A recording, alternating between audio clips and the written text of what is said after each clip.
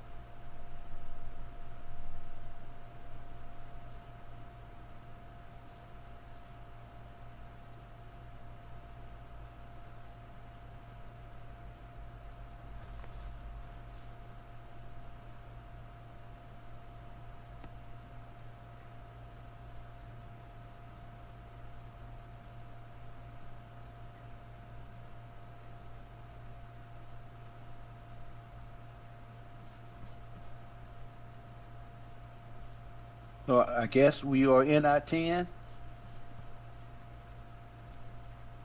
I think the operators are still messing. Hi, Okay. Seth.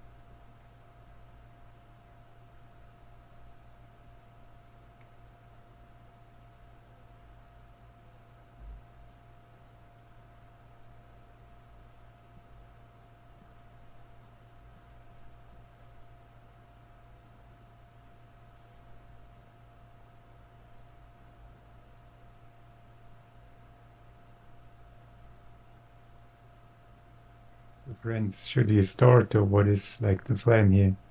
I think the others went into record rooms, but I think we're probably going to stay here. Yeah, maybe we should just start with the assignment. I think that's a great idea. As I read the text, we first have to decide whether we want a thoughtful or a playful workshop. I vote for the thoughtful. I'm good with whatever.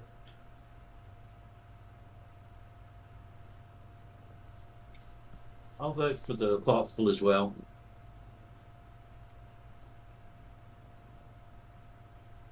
Sounds good to me. Yeah, sounds good.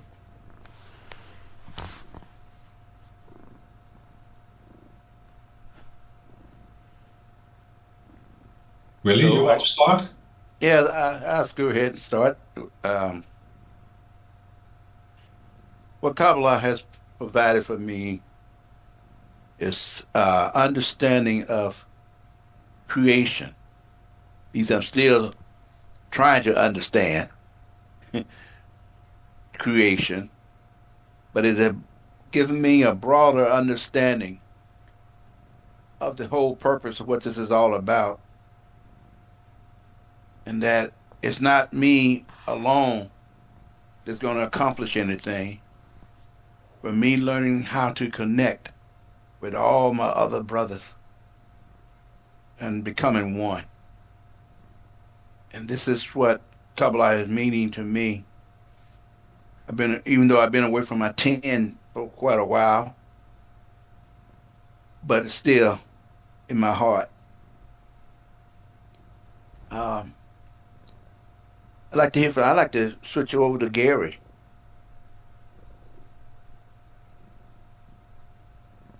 I'm not quite sure what is the question in the chat somewhere, or that what we're responding to? It's in, there's a Google Doc in the chat. Oh, okay, there it is. I see it from Shelley. Is that There it? you go. Yep. Okay. Let's see what it says here. First assignment. Oh, okay. There you go. Icebreaker. So I'll go around sharing how the wisdom changed my perspective. Okay. There we go. Okay. I thought I was getting hard of hearing, and somebody came. There it goes. Well, I've been basically the idea that it's it's all about connection and correction, and the only way to really do that is through Kabbalah, unless you want to go through a lot of pain. So, I don't like pain. I prefer if there's a better way to do this, because we're all destined to go to the same place, return to our root.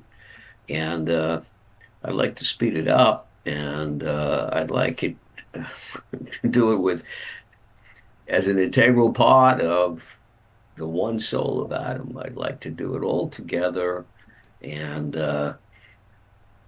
return to where we originated from in our root. So I think Kabbalah is the path to do that. I would turn it over to. I'm going to turn it over to Jay. Let's see.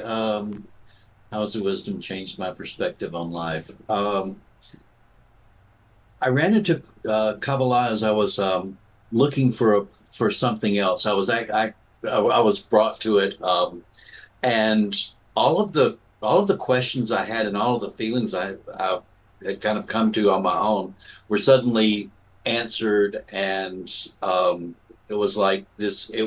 I was just at the right time, and it's like this is exactly what I was looking for. This is exactly what I was doing, and as far as changing perspective on life, it's the first time that I've run across something that actually felt real, and something that echoed in my heart.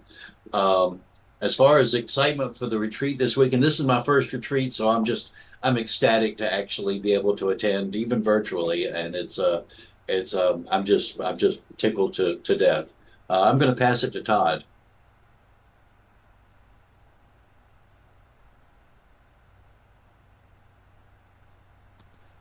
Oh, thank you. Yeah, Kabbalah, it just, I always wondered, like, what's the point of everything? What's the main, like we're in this game, like we're playing a board game or something, like what's outside of it? Nobody else really asks. They're just like, give me more of this stuff, give me more of that. And yeah, it seemed to just like explain it in the simplest terms. And yeah, I really think they're onto something. If you have the point in the heart, I guess you can feel it when you hear it. And out of this retreat, I'd like a greater connection between everybody here, and the whole world Klee, and the whole world hands.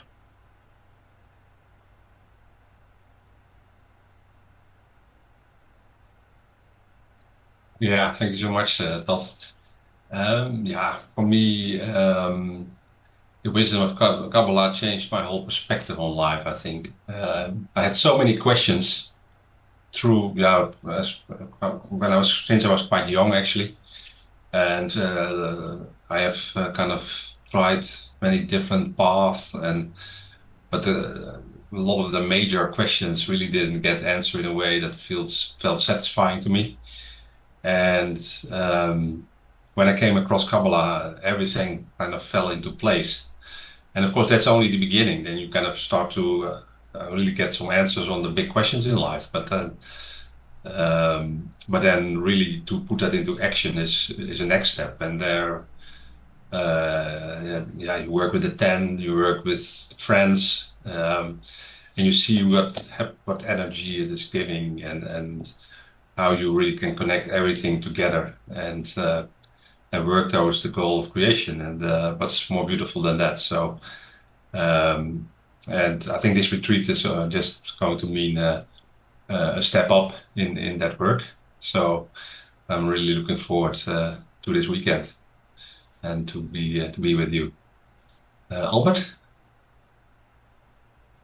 Yeah, thank you. I can just agree with what the friend said, and it's really a whole new perspective on life, especially the importance of connection to the friends, because by nature I'm not really a people's person, but if you start doing the work, then you really start to feel what if there's a purposeful connection with other people, and not just any purpose, but the purpose of creation, then something really special emerges, and that's something I've never found anywhere outside of Kabbalah, I think. And so, yeah, I'm really excited for the retreat. It's going to be great. I already know. Eb, what do you say? Hi, good, a lovely friend. I'm excited to meet you. And Kabbalah didn't change my perspective because I didn't have one before, so I have one now. And I'm excited about our development over the weekend as a whole body of us all.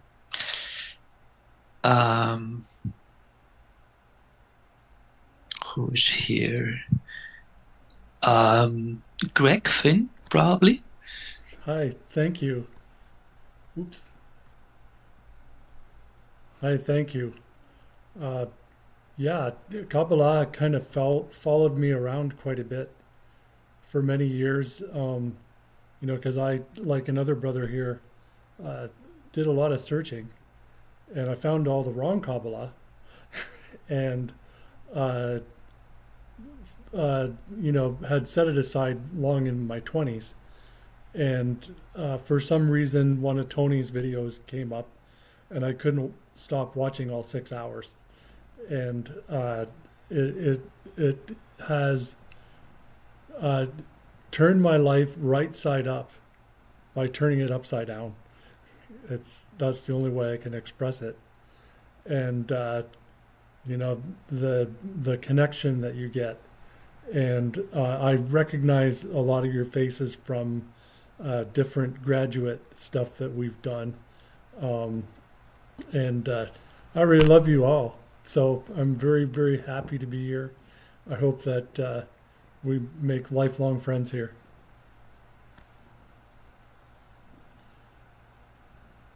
And I think I'm the last one here, so if somebody wants to be playful about it, Willie started, we'll let him go. Well, to be playful about it, that really takes a little time for me because I'm so serious minded, and it's hard for me to play. And I realize that's a shortcoming within me. And I need that to my friends to help me with that, to come out of being so serious. Because there's joy in being playful in life. And I'm learning that. And I'm trying to hold on to that. So I will just continue with being thoughtful about how all of us, even though we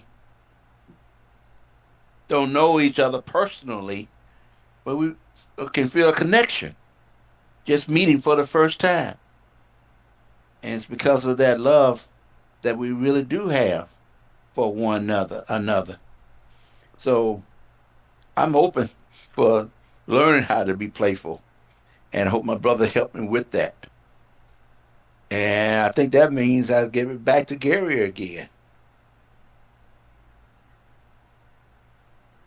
Okay, I see hands added a little bit more of a description. Playful, if I could add a superpower to myself from the still vegetative or animal degree, what would it be? And would it help you on the spiritual path?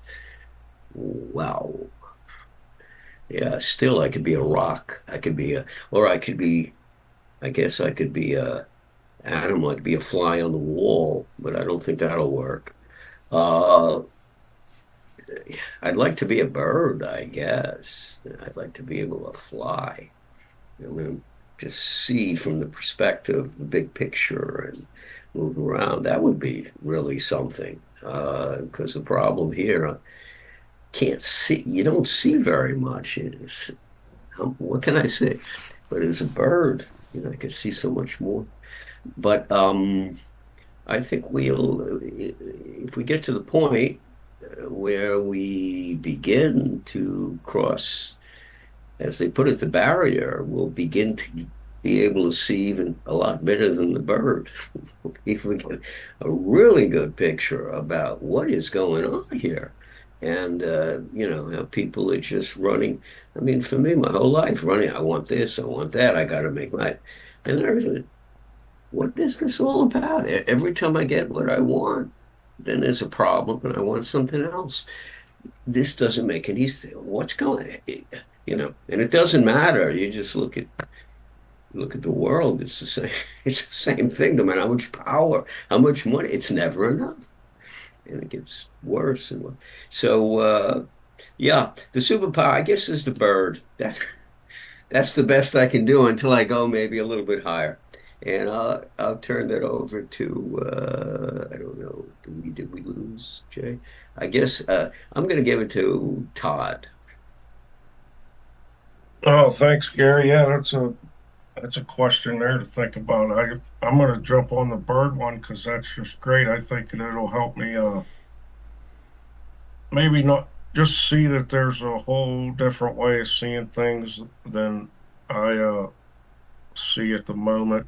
Maybe it'll, push me to realize there's a lot outside of myself that I'm not aware of. Hans.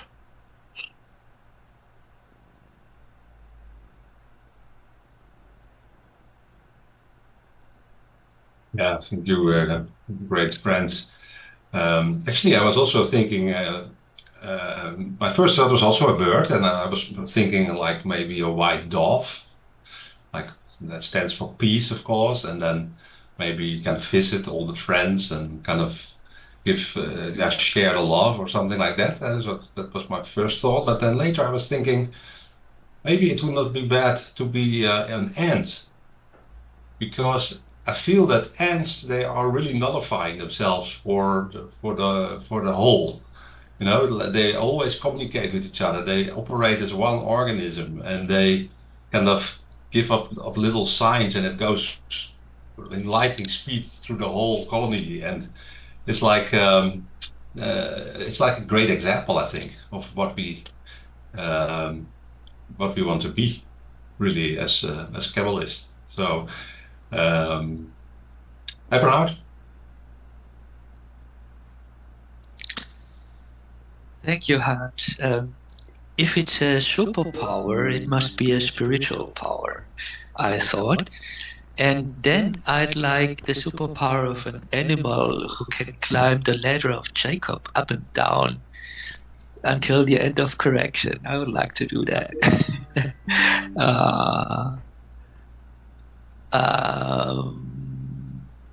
Albert, please. Thank you. Yeah, maybe a squirrel who climbs up. Yeah, I also thought about the ants or the bees, like a hive mind, because then as a human you'd probably already be in the end of correction if you feel everyone else as yourself. But maybe also I thought the still vegetative and animal, like what's there to envy in the still? There's not really anything, but maybe a magnet, I thought. Then I could just pull the people onto me and they would have to stick to me. Yeah, Yeah, thank you. Greg, what do you say? I think I would like to be either a ferret or a cat because, whoops, We don't hear you. You're sorry about yeah, that. I think I'd like to be either a ferret or a cat. Ferrets are very inquisitive and curious, and they want to know everything. Um, but the cat is really chill, and they don't care about anything. So somewhere in between there, you know, because I think we have a big balance between our head and our heart, and they just kind of depict to me opposite sides of the scale.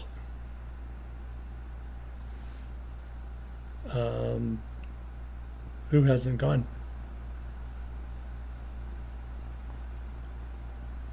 I think we all went through except for David, Oh, who just David's joined joined us. us. There we go. Yes. So we can hear from David. The assignment was in the chat. Only if you had a chance to look at that. Oh, okay. Well, just uh, go to chat, and what it was saying to us: go around and share with your friends how has the wisdom of Kabbalah changed my perspective on life and what I am excited about for this retreat weekend. And if you want to be playful, add a superpower to myself from the still, vegetative, or animal degree. What would it be? And would it help you on the spiritual path? So you have a choice there, or both, for you to comment on. So turn it over to you, David.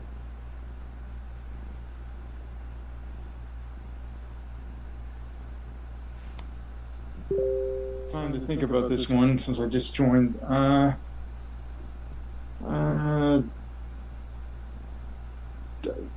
You know, I guess that just that how Kabbalah has kind of changed my life is just to realize that there are other people out there who are possibly thinking, you know, along the same lines that I think, and superpower, I don't know.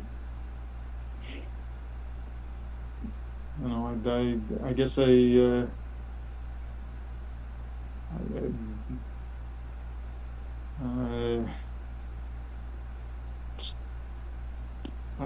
don't think I understood that question correctly, so I'll maybe just go back and read it and think about it from the chat. I guess that's it. I guess I'm the last one, so. Like it means come back to me again. You know, I was just thinking about listening to the rest of you. As far as superpower, for me, I would like. I don't know what animal it would be, but superpower. I like to be invisible, and I think I feel that way because everything is hidden from me. What I really need, what I really should be attaining, and really provide all the answers for me. So I'm thinking, if I was invisible, would it help me to be able to connect to what is invisible, to make it visible? Okay, back again to Gary.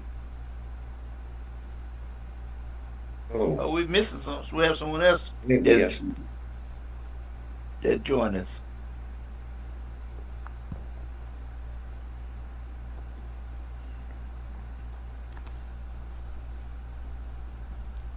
I think that's a roaming cam.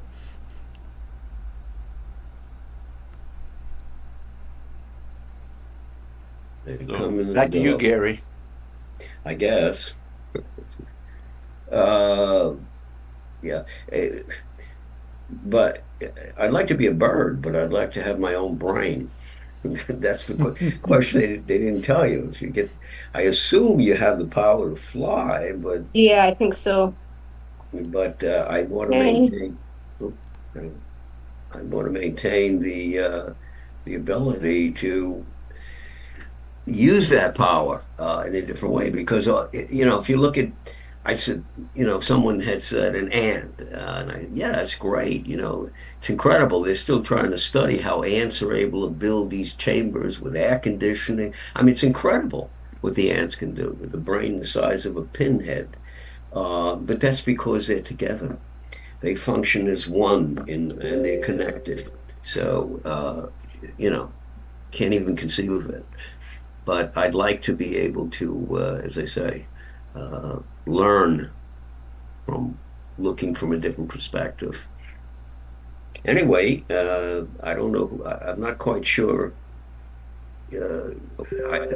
I think I'm safe with Albert, so I'll give it back to you. Hey guys, how you doing? How's everyone doing on Zoom? So we're gonna go ahead and connect with you guys, all right? And what we're gonna do is, from the introduction to this hybrid workshop, let's get to know each other. Go around once from the Zoom and once from the circle and share your name and where you are from. All right? So we'll go ahead and we'll...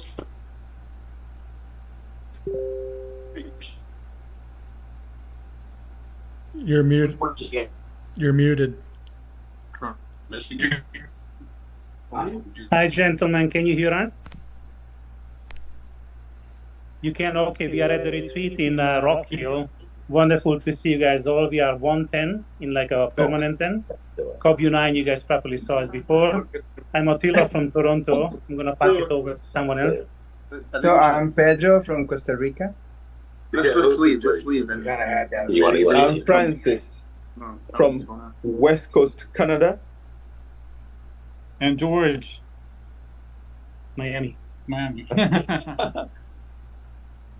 I'm Willie. Thank you guys. That's all from us. I'm Willie from Columbia, Missouri.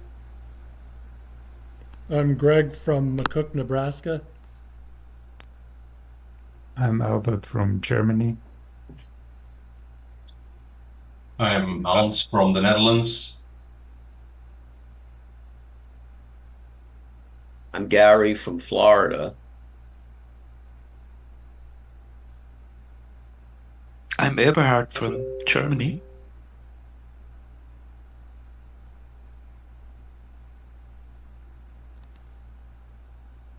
So after the intro, I think we were supposed to do a short reading. And Eberhard, it's nice to see you again. I think you and I did some work together before in KabU. Guten Tag. Or Guten Nacht, should I say. Guten Tag, guten Abend. Yeah. If you guys hear us okay, I will be happy to read. Hopefully you are okay with my accent. So let me go. Perfectly. When a group of people gather and wishes to work together on love of friends, they must all help one another as much as they can.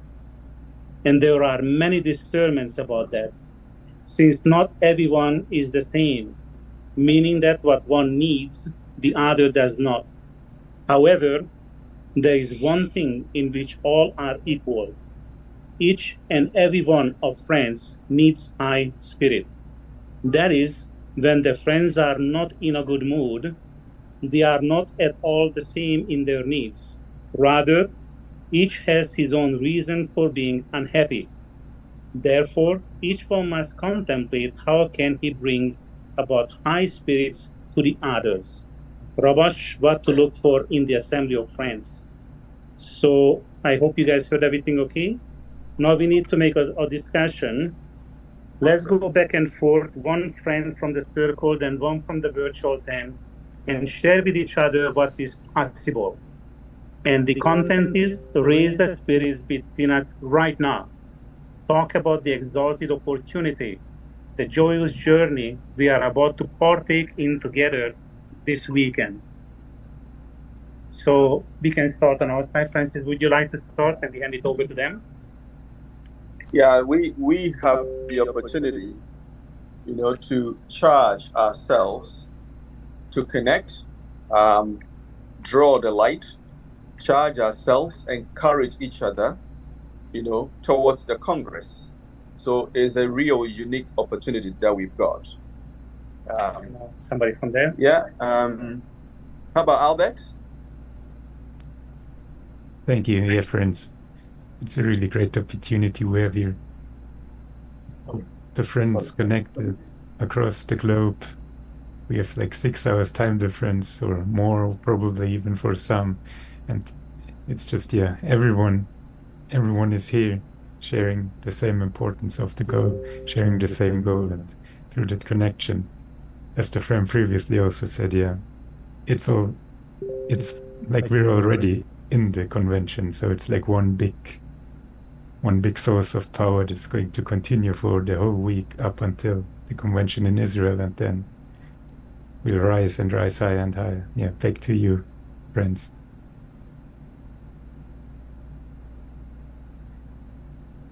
Thank you, Albert. I think it's our turn. Maybe I can quickly go next. Just a quick reminder, we only have 12 minutes for this. We get a bunch of people, so we should be very, very succinct. So my take on this is we have been preparing for this. We have been waiting for this. This is now showtime. So let's make sure that we don't interrupt our mind with anything else. This is all that we pay attention to, and we have an expectation for really good things to come our way. Thank you. Albert? Oh, sorry, Eberhard, I wanted to say. Eberhard? Thank you. It's so true. Joy connect and unjoy disconnect. That's what I'd like to say. Thank you. Back to you.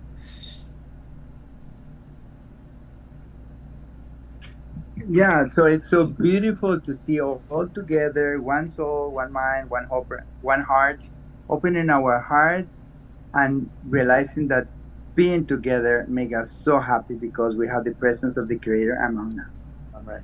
And then I pass it to, let me see, yeah, to Mr. White.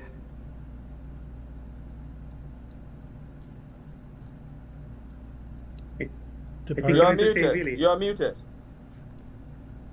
Willie, you're muted. Oh, Willie. Okay. Okay. What I really want to be able to do is not dwell on myself, on what I want, but if I can think about you and any way that I can add to you to lift your spirits, to lift your heart. And by doing that, in turn, I know that I would be included. But I'd be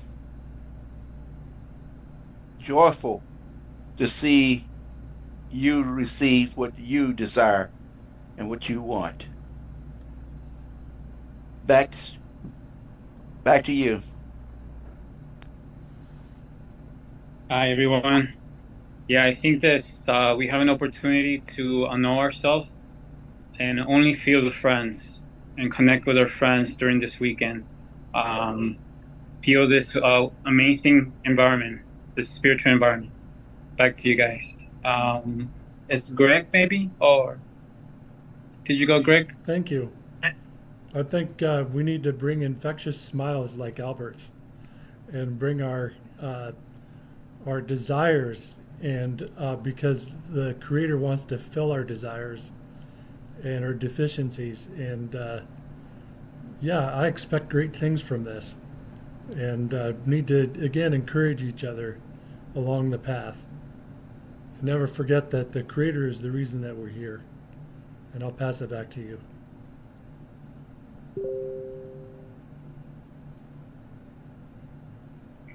We have already had everybody. We just need Hans. Yes, hello, great friends from all over the world. Yeah, I think the opportunity that we have here to kind of connect all the points in the heart, I mean, it gives me such a warm feeling and such an energy to have that opportunity, and to raise that fire, to increase that fire, and to raise the connection between us in order to make the next degree in our joint path development. So that is really amazing. Kima? Oh, Kima left again? I don't think David got to go. David, can you take it up?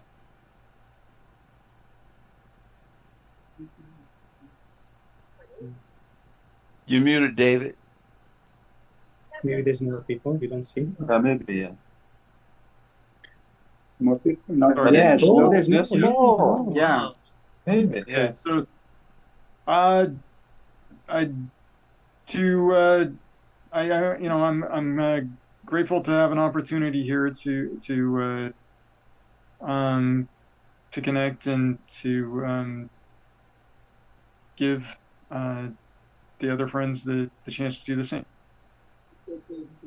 That comes across. So that's it. Gary, do you want to go next? And Gary? I think Gary didn't. Oh, this one. Yeah.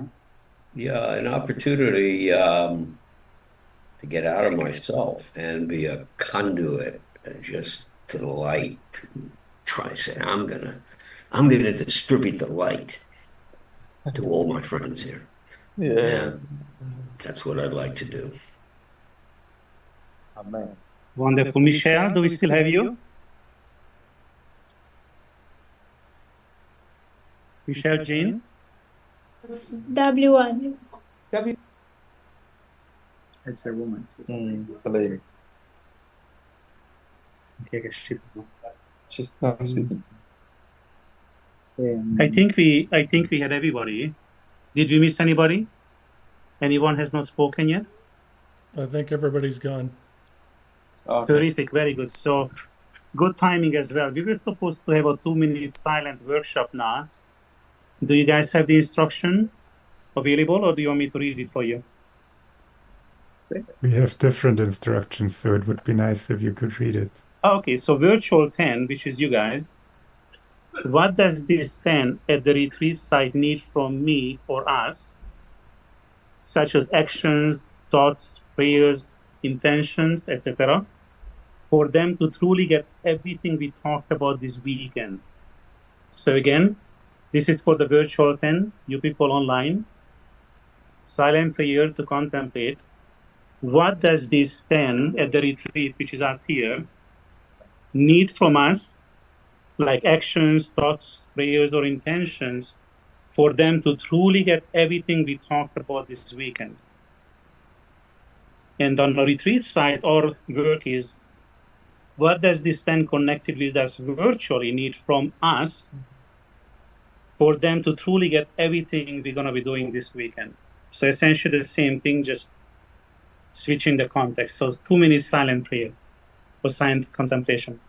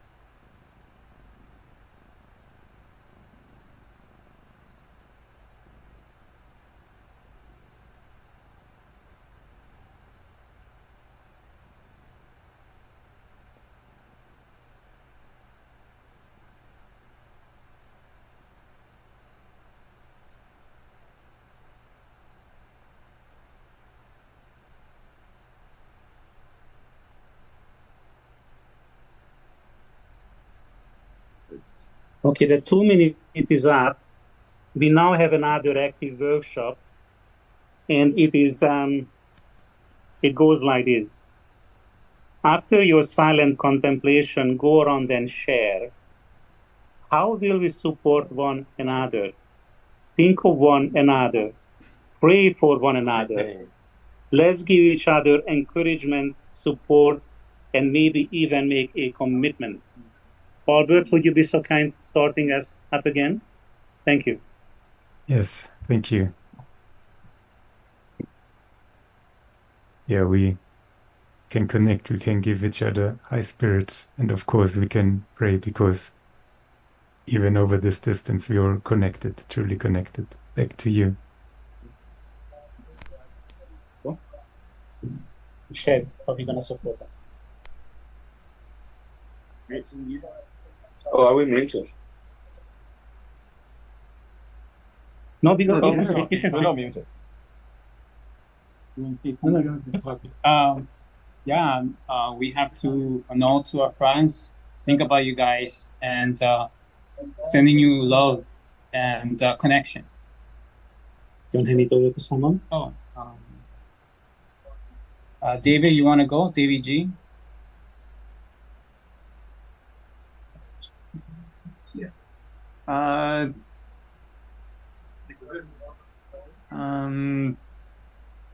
Just we can focus on our friends and their needs and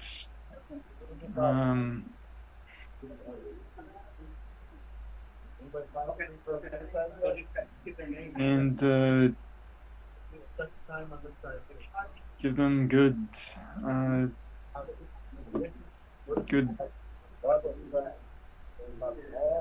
intentions.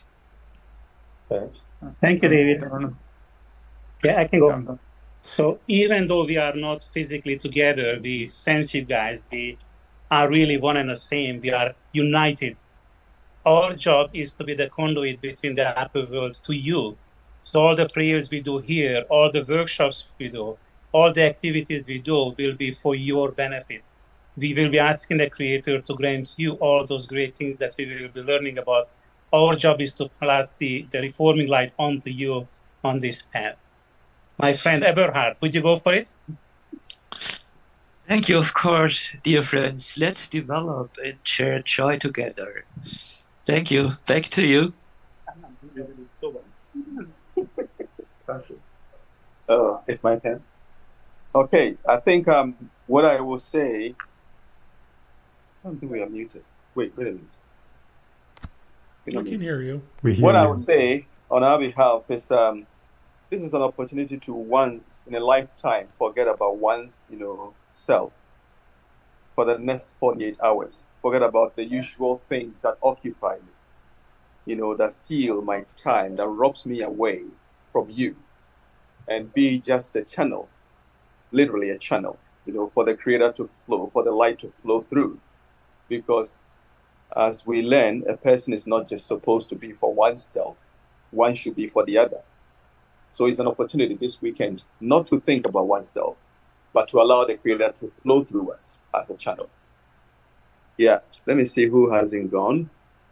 Greg Finn. Thank you. Thank you. One thing I've gotten really good at since coming in Kabbalah is praying for my friends and wishing for their advancement.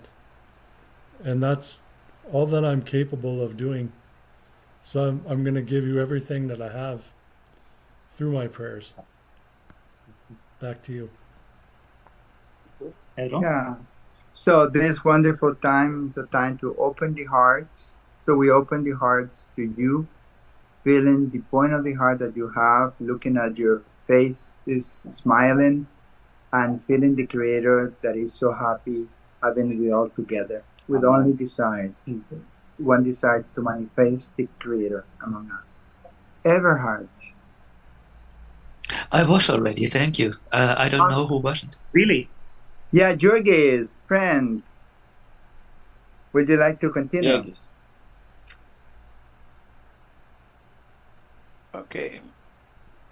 I think it was Willie. Okay. My prayer goes out to you is that each one of you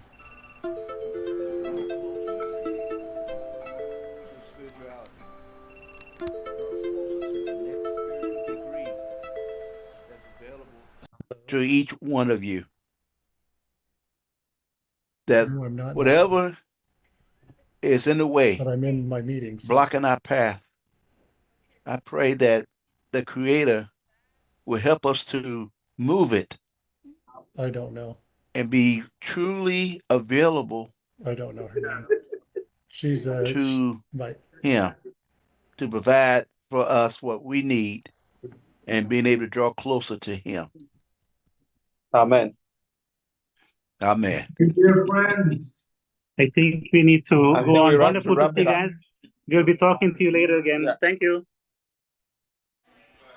Thank you. Okay, dear friends, Bye. now we are going to enter the hall together for the orientation. This is going to be the next event of our retreat, so please enter together as tens. There will be little sheets on your tables that's identifying your tens number, so look for those sheets. Make sure you guys sit together as a 10, and let's get to orientation.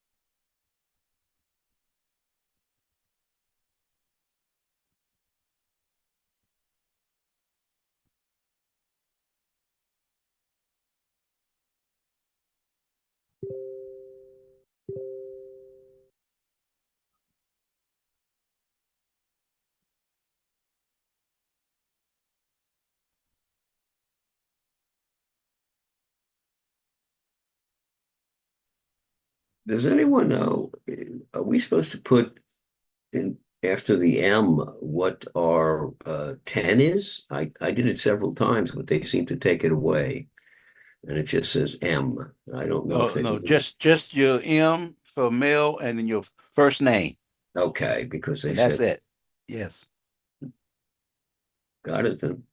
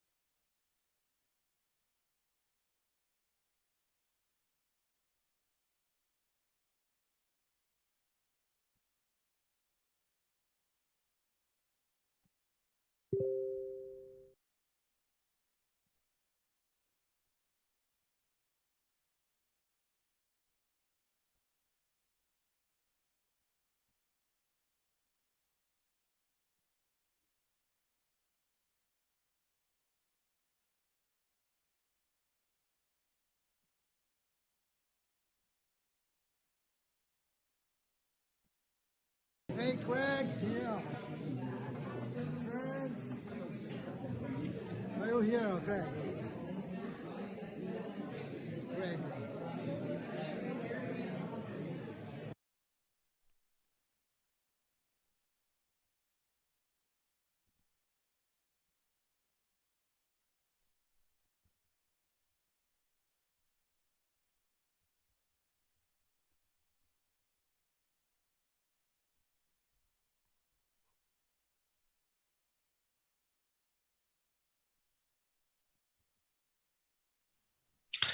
I just thought to enjoy means to enter joy, but where is an end to it?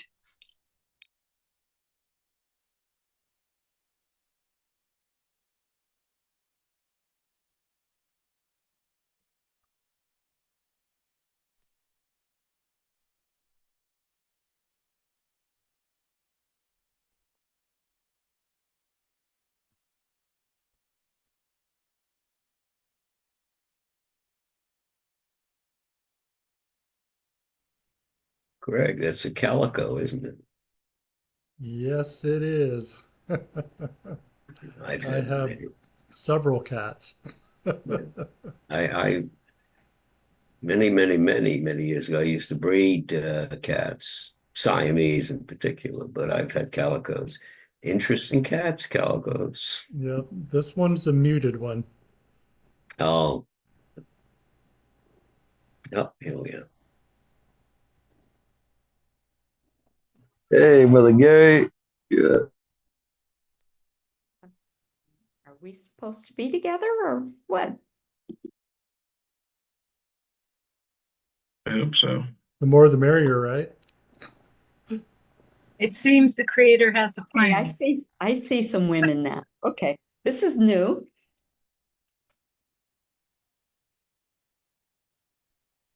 We must have been pulled out of our breakout session. Yeah. Shabbat shalom, everyone. Yes, hello everyone. Shabbat shalom. Started there. Here we are. Shabbat shalom. Are we again next group or what? Hello, everybody. Hi, Francine. Hello, hello. Hello, friends. New and Somebody will familiar. come in. Great. Hello. Wendy, you're looking beautiful as usual. I love your hair. No, not my hair. Good to All right. Whoa, friends, welcome. Welcome. Give yourself a big hand.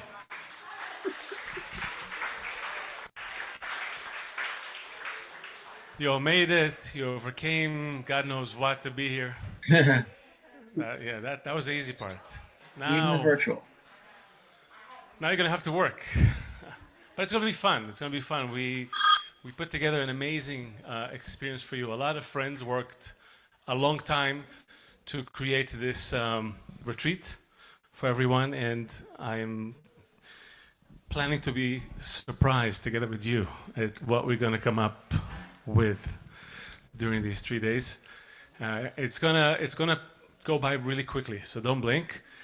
We have slides. Oh, okay, great. So very quickly, I'm just going to go over a few things just to orient you. Who here is for the first time? Wow. Okay, give that.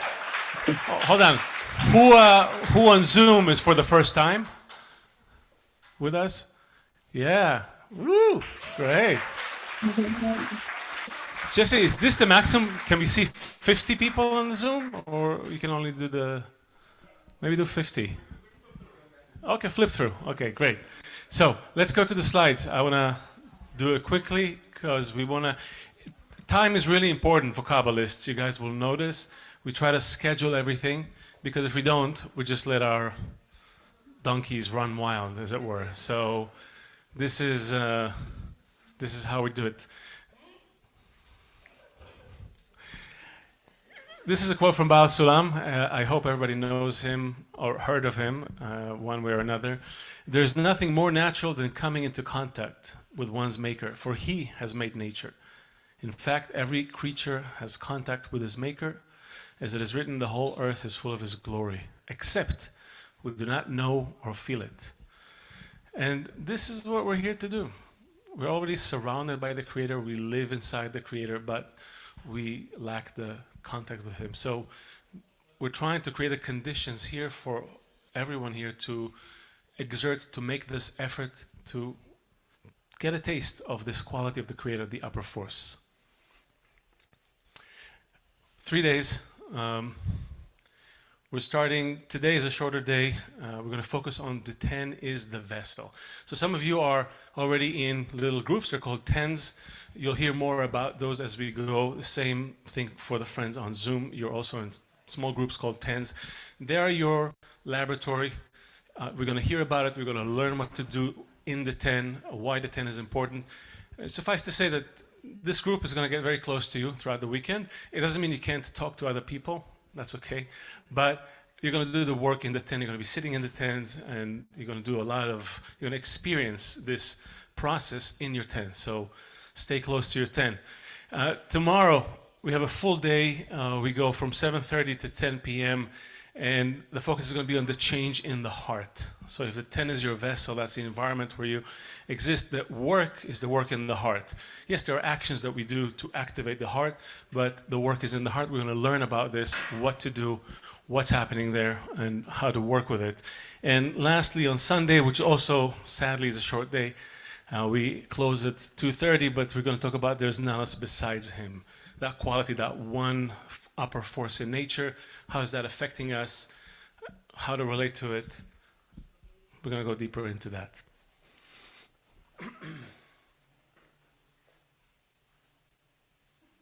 Good. This is the camp. Some of you have been here before. If you're here for the very, very first time, then we are up there, the gathering place. That's at the top by the lake. Your cabins are this half circle. Somewhere there, you'll find they're numbered. And the dining hall is further up at the top of the village. There's a little road to cross there. It takes about, if you just walk leisurely, it's about 10 minutes, 15 minutes. If you stop to smoke a cigarette, it's another 5 minutes. If you talk to friends, another 5 minutes, bathroom break. So make your calculations to be back here in town. We give you enough time to go up there to eat and to come down here. But you know, just take into consideration the friends on Zoom are not going anywhere. So when it's time to start a session, they're going to be here, and if we're not here, they're just waiting for you. So let's think of our friends on Zoom. And also notice that some activities, not all, are actually starting here. Like for example, tomorrow morning after breakfast, the next activity will start here at the dining hall. So just be aware, if you decide to sleep in and not take breakfast, that's fine. We're starting from there. We'll remind it to you, but I'm just letting you know. So what are we doing here? We gather here to establish a society. Some of you have seen this quote many times. Maybe for some of you it's new. Hi, Robert. We gather here to establish a society where each of us follows the spirit of bestowing upon the Creator. And to achieve bestowal upon the Creator, we must begin with bestowal upon men, which is called love of others. And love of others can only be through revoking of oneself. Thus, on the one hand, each person should feel lowly. And on the other hand, be proud that the Creator has given us the chance to be in a society where each of us has but a single goal, for divinity to be among us. There's so much in this quote, we're not going to open it right now, but keep that in mind. That's what we're trying to do. We're establishing a society, no less.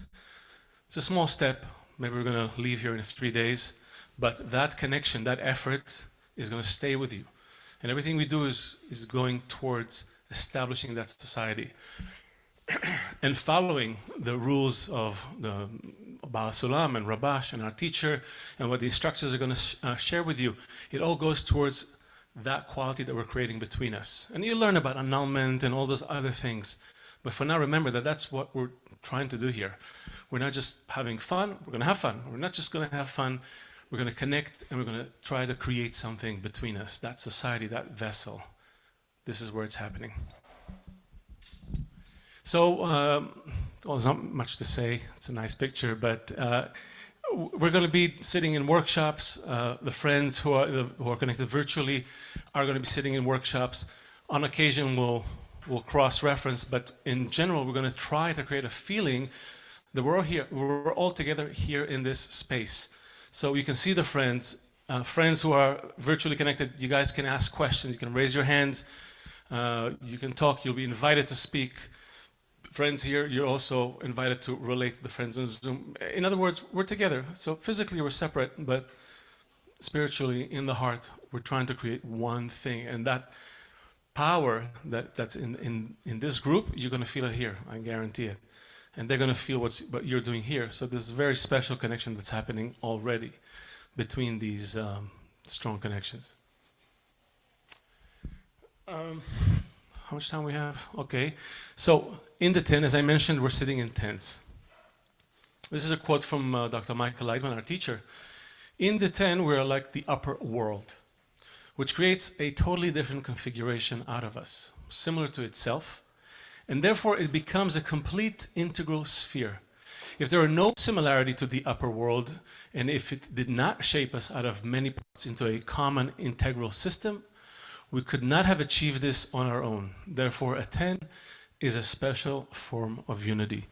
And it's really something that we're going to be working with. So I'm encouraging you to take advantage of this opportunity. You're sitting together with people you just met for the first time, perhaps. Try to check your attitude towards those people. Try to use every opportunity throughout this retreat to relate to these people. How do I feel? Do I have any feelings toward them? Indifference, maybe rejection, maybe love or likeness or something. All of that stuff, start noticing it, because that is the place of work. So we're not just sitting here together in tents so it's convenient and we can talk around the table. It's really a vessel that we're building. And everything, every activity, from the studies to the walks in nature, the meals, the fire, everything, it's all going to help you discover the depth of that connection, which already exists, but you're going to discover it. For the friends on Zoom, I'm sure you've been told already, but you will have also whatever we're doing here, you're going to be doing there. You're going to have a general assembly where you can share, sometimes with us, sometimes on your own, breakout rooms where you do your workshops in the tents. And if you have any questions, if you need support, there's a great team that's going to be running this platform throughout the retreat, so don't hesitate, and we'll think of your success as well. Other remaining things, are we on time? Okay, so food safety, what can I say? Be safe. Yeah, we are in the woods, so, you know, there are some deer. They don't bite, but, you know, maybe ticks. I got a tick last time I was in Holland, so, you know, so I survived. It was a great team that operated on me. I survived.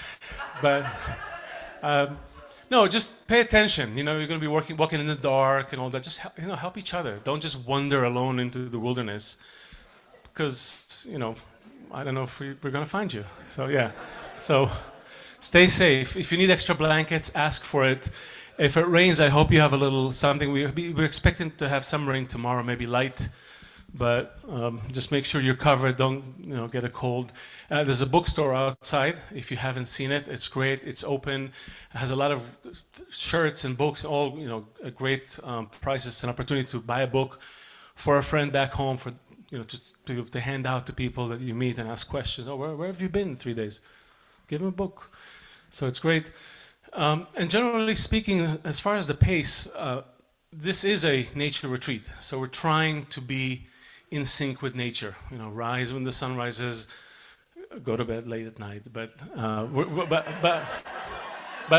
we're trying to keep in line with nature, which means we'll be relating to nature, and we're also going to be walking outside. So if you have some walking shoes, every day we'll start with a morning walk. We're going to have a bonfire. We're going to, tonight after dinner, sit and have a session in front of the lake. So in general, we want to keep this connection to nature. At the same time, as I mentioned, we have a schedule. So I'm repeating it again because it's super important. Try to stay within the pace of the schedule. It was designed really after so many years. We found a good formula. You're going to have time tomorrow for like an hour for yourself. You could just walk around, talk to people, rest, whatever you want. So we're trying to give you that as well. But in general, just notice the pace, because we're trying to move together, really move together. I heard Dr. Lightman say many times, actually I remember when we used to have these big events here, we call them congresses, right? So we had those big events, hundreds and hundreds of friends meeting at a hotel in New Jersey for some reason. And I remember that we would be very interested in the content and the music and how things work. And when I asked Rav, Dr. Lightman, how is he feeling it? What's going on? He said he was not happy with how people entered the hall. Like that was the thing that bugged him, that people did not enter like water. He wanted people to flow like water, fill the space, enter, move together. That's what he was looking for, inner connection, which would then naturally make you flow in and out of the spaces. So I'm not saying you should try to, be like water, but definitely try to, like I said, try to move together in this. This is maybe a new experience for some. I'm sure there's a lot of strong individuals here, big egos, that's okay. But that's the exercise, try to move together. Do we have anything after that, Jesse? Yeah, no time for questions. But I want to Mary. So Mary here is. Let's give her a big hand.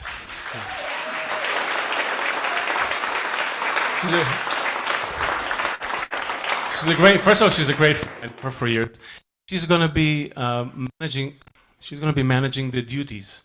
So what are duties? She's going to tell you in a few words, but essentially we're going to serve each other here. It's an opportunity to, again, come out of yourself a little bit, not just look, what am I getting here, but actually what am I giving? So this is a great opportunity. It's not going to be a lot. It's very, very, very light, but it's a great opportunity. Mary will tell you a little bit how this is going to work out. Okay, great. Thank you, Leo. Thank you for the warm, loving welcome. I've already hugged many of you, so I already feel the warmth and the love of that connection building. So congratulations. Welcome to the first day of the 3-day leap. You took a huge leap. You're here, friends on Zoom, made all the arrangements so that they could connect as well. Another huge leap. Leo mentioned the word opportunity several times. I feel it's a huge opportunity, privilege, and honor to help coordinate your opportunity to care for the friends. And that's what we're really striving to do, is to care for each other, to bestow to each other. And every town will have at least a couple opportunities during this weekend. And as Leo was mentioning, we're here in nature. We're mirroring that symbiotic relationship in nature. Similar organisms communicate with each other. Other organisms in nature are communicating with each other. And we're trying to mirror that and create this beautiful flow. So it's a way really to enhance the whole weekend experience. I promise you it won't take away from being in the flow of everything. It actually helps to connect the activities. It helps with the flow of all the activities. And it helps us to feel more like one with nature. So whenever you see me with the mic, don't run. I'm going to be calling your 10 number. So I'll ask just, for example, women's 1, men's 3, please come see me. And I'll explain what your role is going to be at that time. Okay, rather than getting into all the various duties now. And as Leo mentioned, they're light duties. It's with the key action is the intention. And friends on Zoom, we don't have physical duties for you, yet intention is an action. So as you hear, I'm calling various 10s. You can keep the intention, oh, that 10 is about ready to have a duty. We can hold the intention for that 10. So everyone has a role for the duties for this weekend. So thank you. Welcome again. Thank you, Leo. Thank you, Mary. Two last things. We're here together, men, women. We're in this nice space, but let's keep, personal space also. That's okay. I mean, there's going to be maybe some hugging around the bonfire. Just make sure it's okay. Maybe the other person doesn't like to be hugged. So just be aware of that, right? And we're all adults, but let's keep that. We're here to connect the hearts first and foremost. Okay, I'm just reminding us. And last, but definitely not least, you have a lot of instructors here walking around these 3 days. Feel free to come ask questions. I mean, that's what we're here for. That's what we're going to be together for the next 72 hours. So ask questions, grab us. See, it doesn't matter. He's eating, doesn't matter. Go to him. Ask a question. No, there's not going to be another time. There's not going to be another time. So take advantage of this opportunity as well. Ask away. We're also going to have 2 great sessions we call Under a Tree for more questions. So I encourage you, if you have writing and paper, take down questions. Maybe you won't be able to ask them during the session, but those hours outside with instructors, you'll be able to ask everything. So have an amazing retreat. Make this amazing leap. Taste the Creator, I wish you, really. And without further ado, oh, you know what? Oh, yes, let's play a song. We like music here in Kabbalah. If you know the lyrics, join.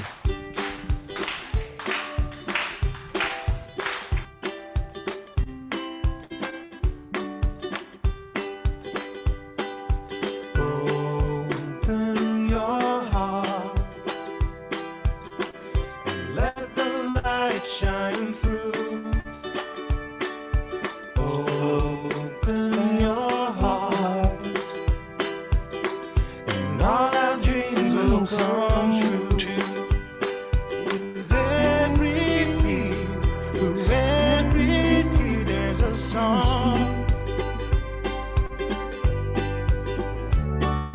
above the doubts, above the right and the wrong. Uniting hearts will rise on wings of a prayer. When all is said and all is done, what is left?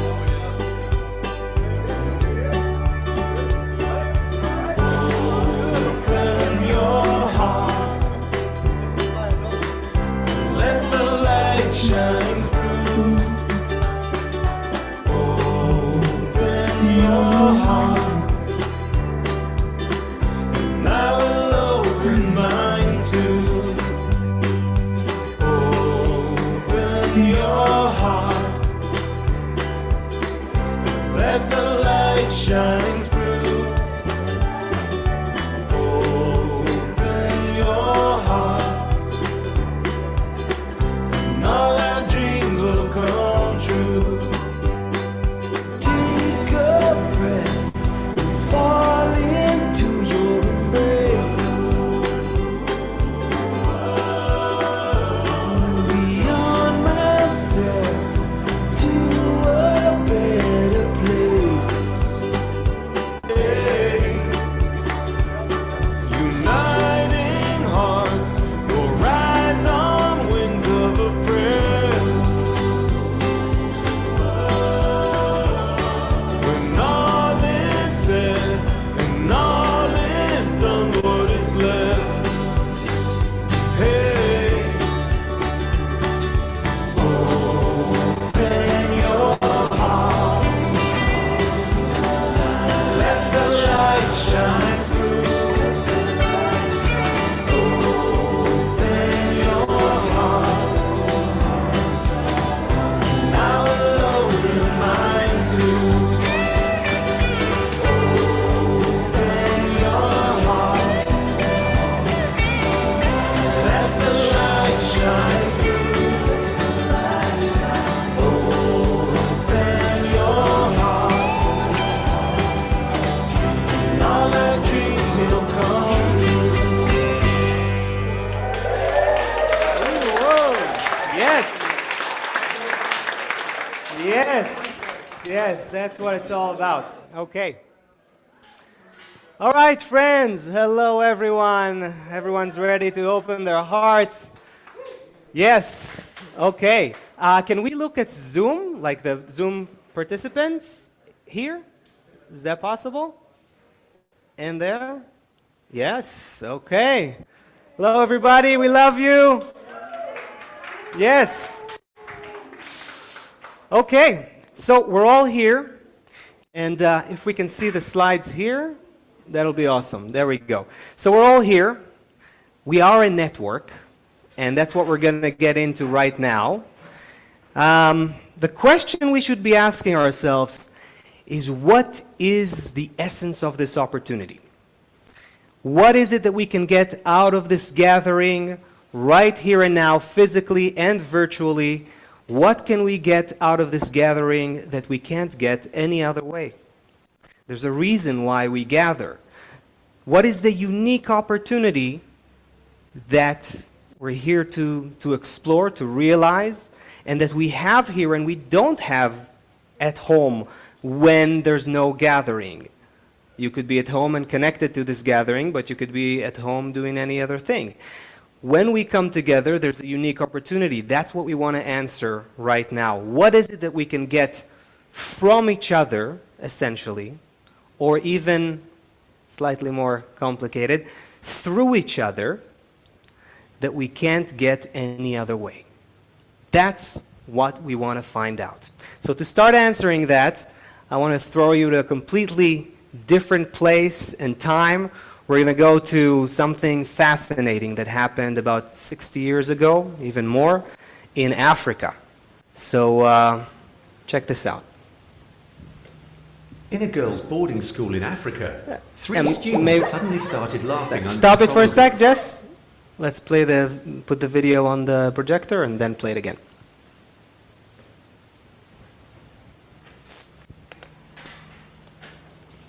In a girls' boarding school in Africa, 3 students suddenly started laughing uncontrollably. 6 weeks later, more than half the school had been affected. The school was closed and pupils were sent home to their towns and villages. 10 days later, another curious thing happened. The laughter broke out again in a village over 55 miles away, where some of the students lived. Hundreds more were affected.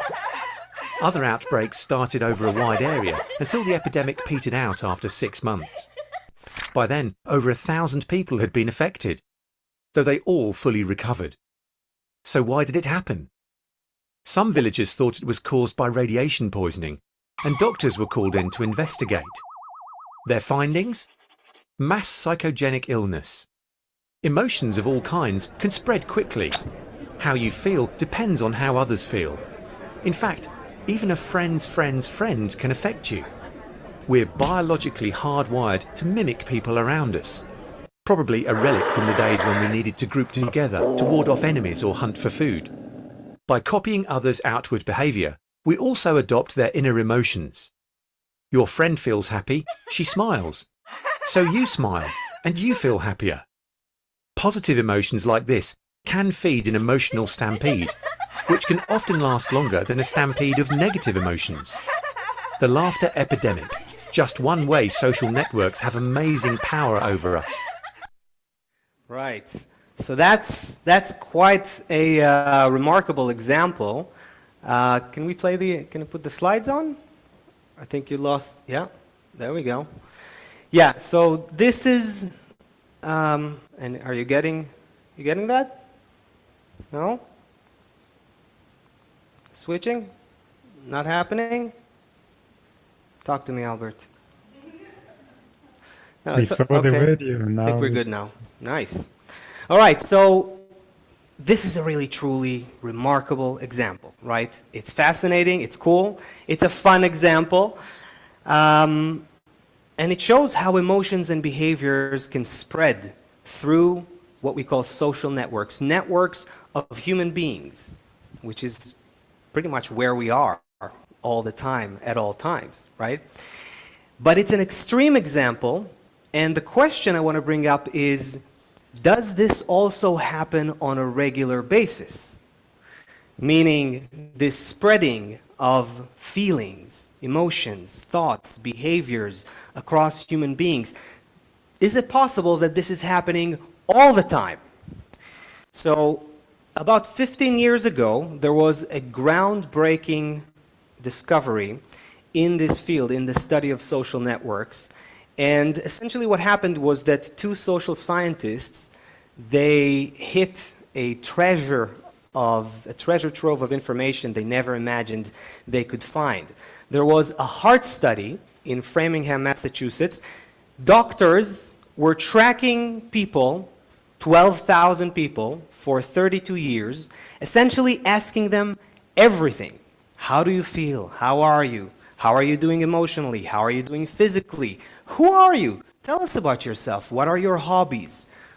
Who do you vote for? What do you like? What do you not like? And most importantly, they asked them, who are your friends?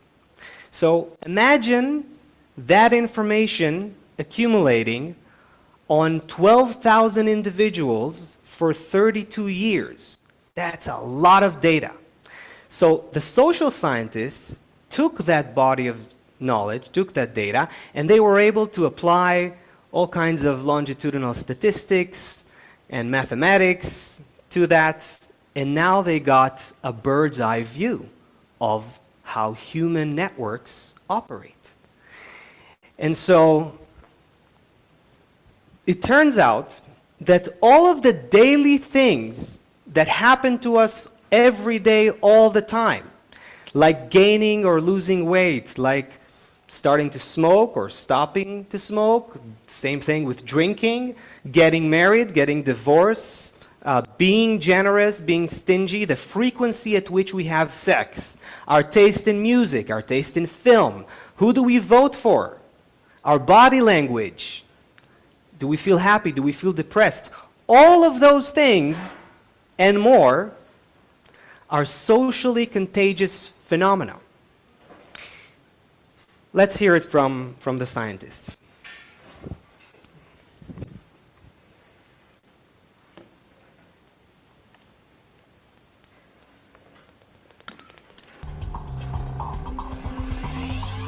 Nicholas Christakis and I have been very fortunate to find a resource in the Framingham Heart Study that we never imagined we could find.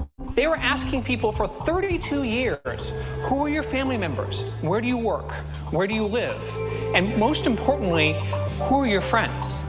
For the first time, now that we have data like this, we are able to get a bird's eye view of networks like the networks that you live in. We had some validated measures of various emotions, including happiness. And what we attempted to show, and were able to show, is that my happiness depends not just on my own actions and thoughts and behaviors, but also on the actions and thoughts and behaviors of the people to whom I'm directly connected, my friends, siblings, spouses, neighbors, coworkers, and so forth, and the people to whom they are connected, and the people even to whom they are connected.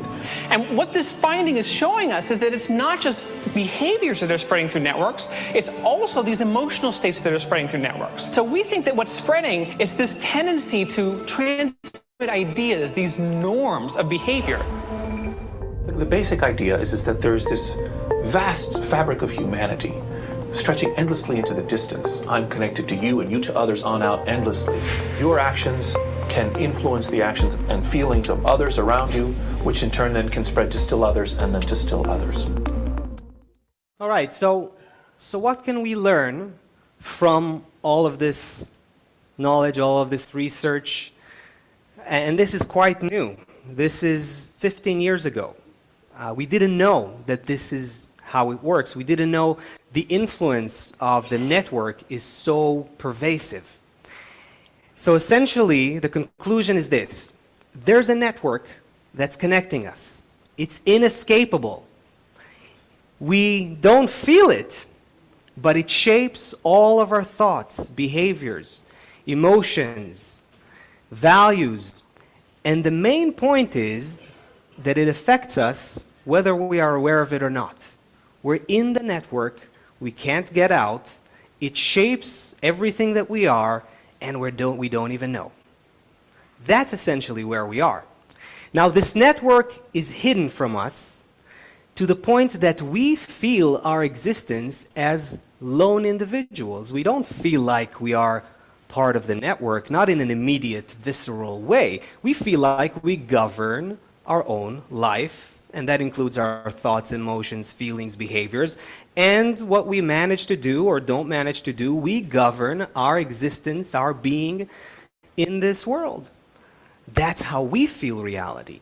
Now, science can help us see, only recently, that there is such a network, and that it's all around us, that it's all pervasive, but that's it.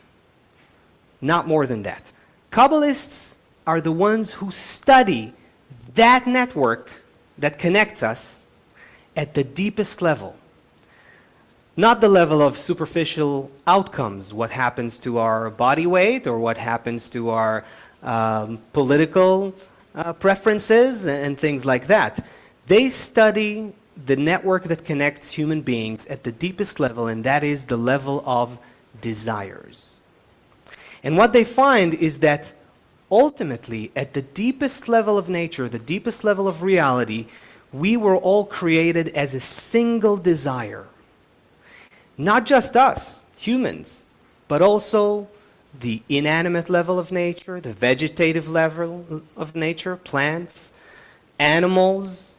All of the cosmos is actually a network of desires, and they were all created as one single desire. We call it in Kabbalah the collective soul or the single soul. And so that's the level at which Kabbalists study the network. And what they found is that this connection between us, all the pieces of the network, is deliberately hidden from us. That takes a while to get used to. It is purposely and deliberately hidden from us that we're connected. Why? Because this is what enables us to consciously enter the network. And when we enter it of our own accord, accord with our own feeling and consciousness, with our mind and heart, we can begin to experience that which connects us. In other words, the force that governs the network. In other words, the Creator. Let's look at what our teacher, Kabbalist Dr. Michael Lightman, said in regards to that.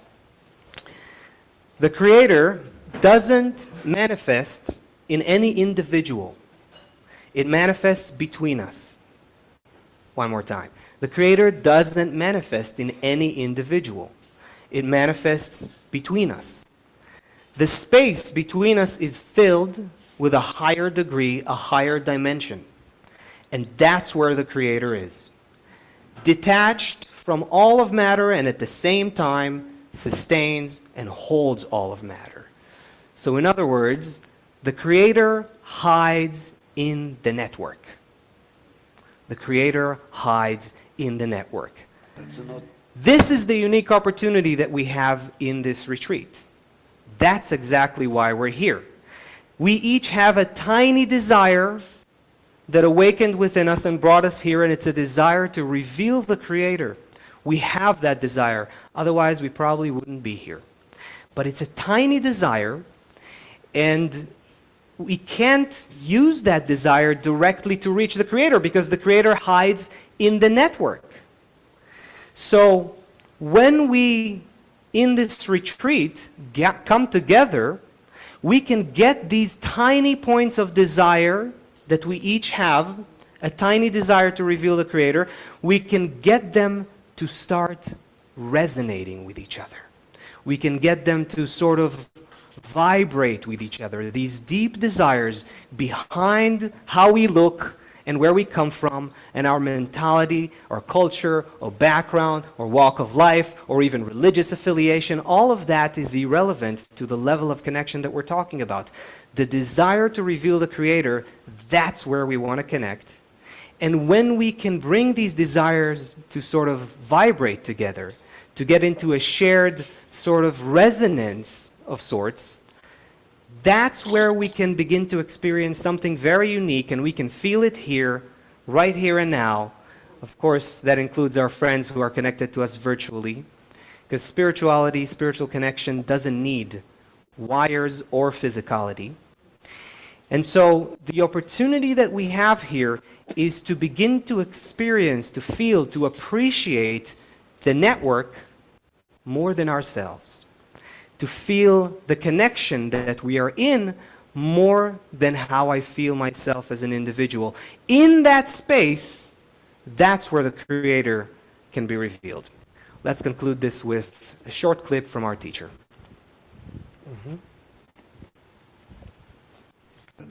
The incorporation of desires is felt as my correct direction to connect with the Creator. I myself cannot yearn for the Creator. On my own, I can't accurately depict to myself what is the Creator in order to be able to yearn for Him. I will direct myself to 1,000 different aims right next to Him, but never to Him, because to Him means to love and bestowal. And I can take on this vector, this direction, only if I give birth to it, if I establish it in connection with others.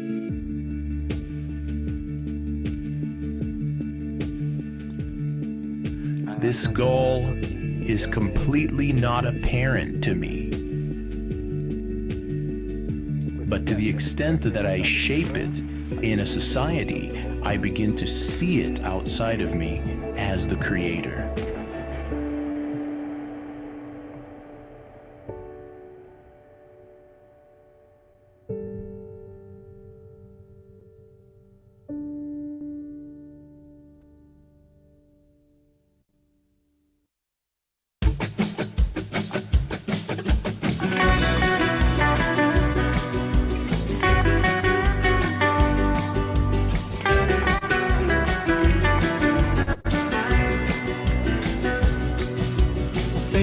face, race after race, from one cage to another. Mask after mask, task after task, lost in the sands. Through you there's a cry, through you there's a light, a place to be discovered. Through you there's a way, together we pray to rise. To see the face of love through your eyes. Together as one, and now we rise.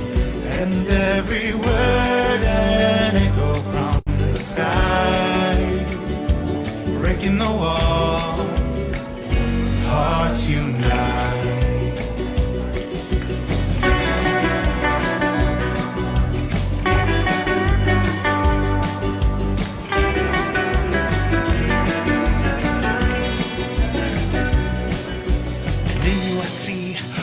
Of me, through you I find my flaws. Through there's a key, a place where we can open doors.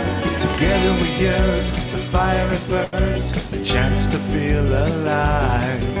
A song from the heart, singing that love will cover our grind. To see the face of love through your eyes.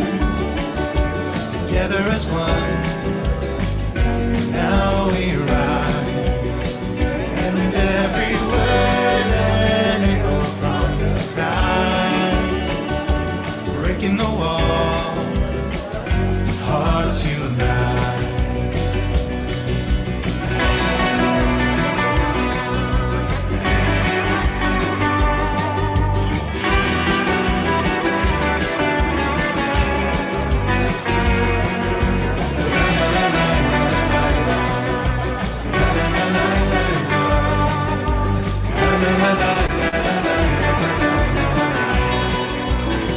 To see the face of love through your eyes.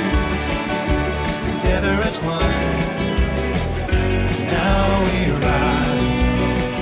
And every word an echo from the sky, breaking the wall, hearts unite.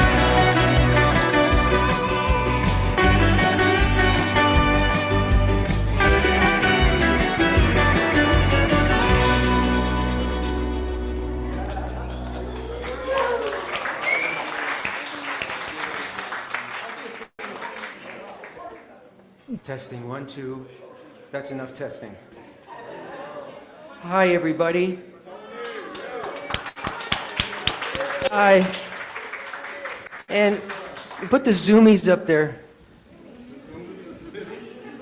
Zoomies are like little bugs that, you. Hello, zoomies. So, what we just saw, what Asaf shared with us, is the material basis, the sort of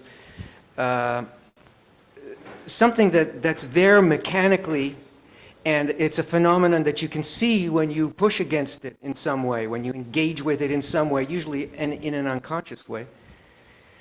But as he said, that's what Kabbalists explore.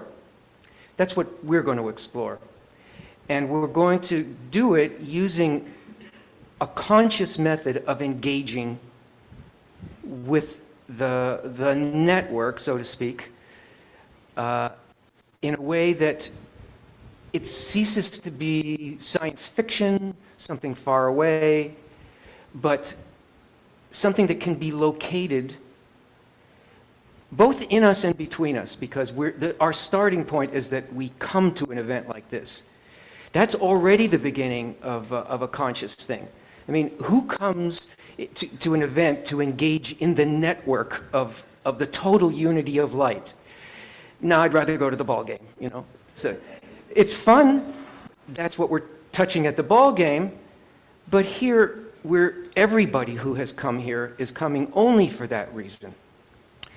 So the tools of enjoying and experiencing and changing perception of reality, this comes from what the Kabbalists discovered. So put the First, the big title. Next slide. So here's, this is the big picture from the top down. You should know that there are many sparks of holiness in each one in the group. So everyone who has come here has come, in their suitcase has brought a spark with them. And when you assemble these sparks of holiness, why are they holy? They're holy because you've come here consciously bringing it and in order to share it. You bring it into one place as brothers with love and friendship. What's brothers? It's the glue. It's a force that we set up between us, and there's a reason why it's called something like brothers, something familial. Because it's in an area of us that we don't pay much attention to, except as far as our own personal feelings and responses to things go. No, it's meant for something really big. This is the place, really the place of change and revelation. And it's not just a passing thing, and we can learn a lot, everything through that. You will certainly have a very high level of holiness for a while from the light of life. This is from the Zohar, right? So this is from a text that includes the whole of nature as expressed really pretty much through the human heart. So what are we going to have? We're going to have this, look, this is immense. This is like big. It's very exalted, right? But in fact, that's what we're doing. But we're going to, instead of looking at it as exalted, we're going to find it right where we are. Let's go to the next slide.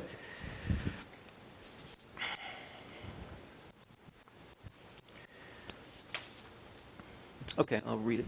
One who truly wants to serve the Creator. Now listen to these big words here, the scope of this thing. One who truly wants to serve the Creator must include himself with all creations, connect himself with all the souls, include himself with them, and they within him. And that is, you should leave yourself only what's needed for connecting to, it says Shekhinah or divinity, which is the upper force, the whole light. And this requires closeness and many people. The more people who serve the Creator, the more light of divinity appears to them, and for this reason, one must include himself with all the people and with all the creations and raise everything to its root. As we heard, we're already incorporated, and all of that actually is already inside us, including all of the so-called individuals that are here right now at your table or around you at other tables. That incorporation is already happening, except as now scientists are discovering and Kabbalists know, it's concealed. It's concealed for many reasons, but it's mostly concealed in order to fulfill us.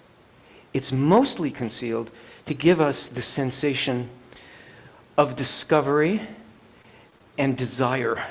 I want this, and you can't want something that you have except when you're very, very developed. Why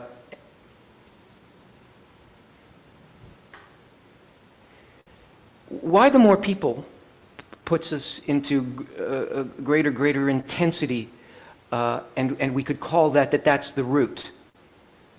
Well, because the root is wholeness. What we see as individuals coming together is not the way things actually are. It's a way of us asking that the separation be revealed. That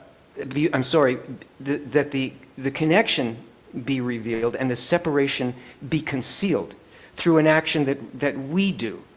And it's a very human action. Next slide. When you come to a gathering like this, all of those big promises happen for us because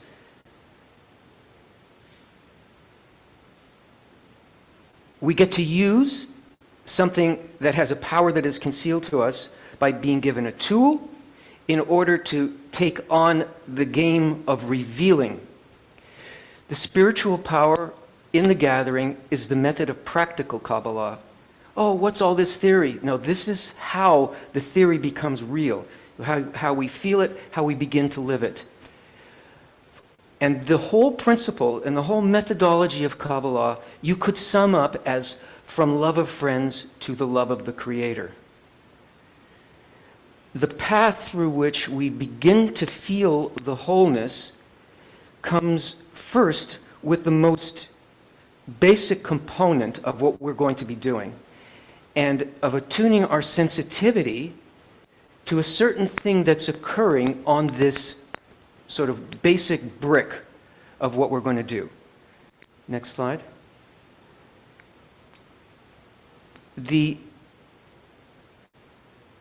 I'll read it first. If people strive to resemble the fundamental unity that exists in nature, the unity of those people in kind attracts to them their connection, the harmony, and the peace that dwells in nature. We are achieving, early on when you started to learn, you heard this idea about feeling the Creator has got to do with a similarity of form, like a radio being tuned into a certain frequency. Until you have that frequency within the radio receiver, you're not going to be able to hear the broadcast that's already out there in the air. But what we're trying to do here is not feel that there is such a thing, but to feel the wholeness of that thing, the perfection of that thing, our fulfillment and the fulfillment of that thing that we want to know. And to remove the difference between what I feel as an individual to being exactly that thing. So we're putting ourselves into a configuration that is similar to the entire system, and by doing that, those qualities become our perception of reality. This is the power that is available when you come consciously to a gathering in order to achieve something like that, and it becomes clear to you what the tools are. In the next slide. Here's the basic building block. We should know that two is the least plural. This means that if two friends sit together and contemplate how to enhance the importance of the Creator, they already have the strength to receive enhancement of the greatness of the Creator in the form of awakening from below. And for this act, the awakening from above follows, and they begin to have some sensation of the greatness of the Creator. Break it down a bit. Two is the least plural. You look at another person, you immediately have a feeling about that person. Look at somebody else at your table. People in Zoom, shift your eyes a little to the right or left. Look at another face. Okay, you're going to have a response. Let's just take a moment. Actually look at another person. Do it.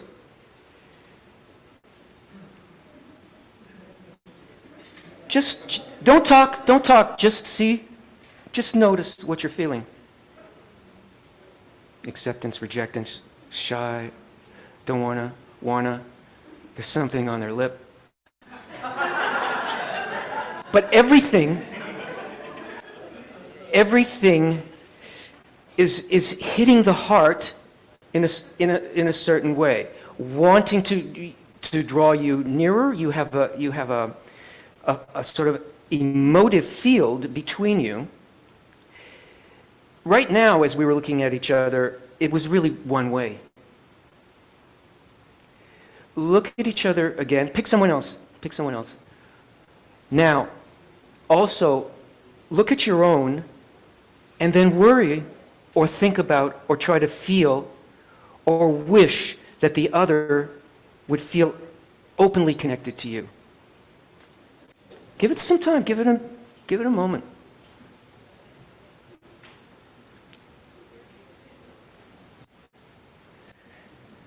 Stay with one person. Stay with one person's gaze.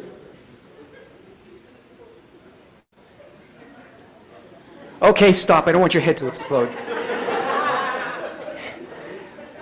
So it is very powerful. There's a great deal.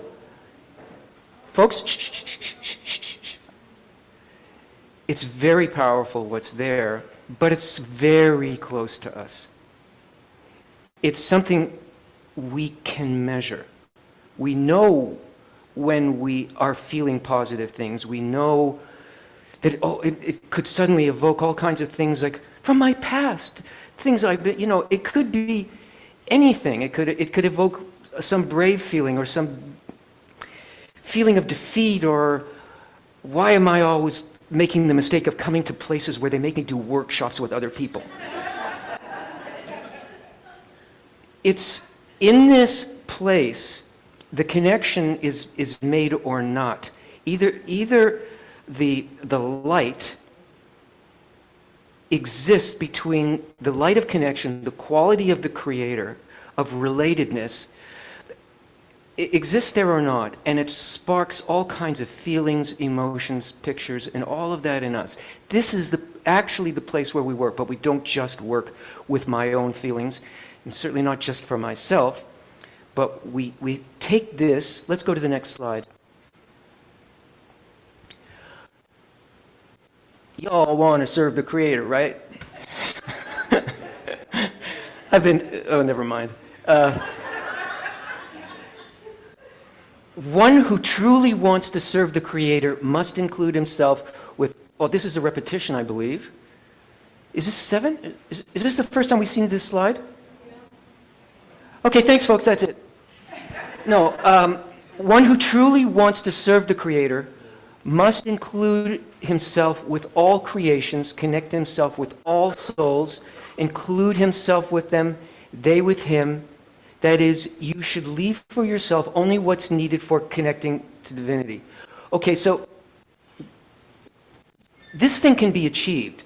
This thing is achieved when we expand out this emotive field that you just touched to include everybody in your 10 as much as possible. And it's not just by, making faces at each other and trying to intuit what's going on in the other person. It's done in a really, really practical way through sharing ideas or hearing other people sharing ideas, obviously. Because that makes up the whole of your life experience. Our life as human beings is made up of nothing more than these types of sensations in relationship, what we feel as pleasure or something worthwhile, or what we would be willing to work through the material world for, are these things. It's these emotional things, these connections. It requires a closeness to many people. So we're already in that configuration, and we're going to magnify that by this type of work between us in the 10. And the more people that serve the creator, the more the light of, I did read this before, Shekinah appears. And for this reason, he must include himself with all the people and all the creations and raise everything to their root. Yeah, we read it before. But this is not limited to you and the experience you're having, the experience that your 10 is having, but this force that exists in a gathering for this purpose must obviously, according to all those laughing kids in Africa, it sends ripples through the entire system, because here we have a coherent wave going out through all of humanity, through all human experience that we now think is us here and all those people out in the world. And there ain't no people out there in the world. This is actually the whole mind and heart of the world right here. It's on the level of intention that the world and nature succeeds or goes through hard times in relation to the upper force. Here is the possibility of a living heart and mind in a spiritual quality.